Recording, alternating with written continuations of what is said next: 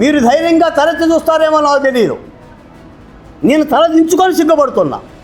ఈ సిగ్గుపడటానికైతే ప్రభుత్వాన్ని ఎన్నుకోవాలా.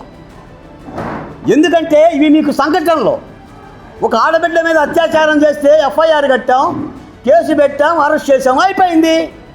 ఇంకేం చేయమంటారు బాలకోటి గారు అని అంటారు. కాదు, ఇది వివక్షత కులాల రూపాలు.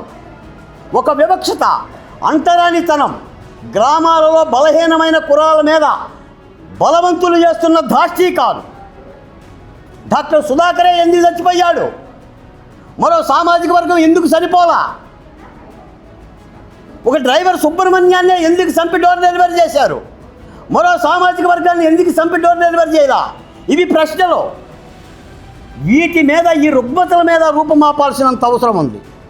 నేను ఈ రాష్ట్ర ప్రభుత్వం చేస్తున్న అభివృద్ధి కార్యక్రమాల గురించి కానీ, పారిశ్రామిక పెట్టుబడుల గురించి కానీ, రాబడుల గురించి కానీ, పోబడుల గురించి కానీ, తీసివేతల గురించి కానీ, అభివృద్ధి నమూనాల గురించి కానీ, P4 గురించి కానీ, 2047 విజన్ గురించి కానీ నేను మాట్లాడటల్లా.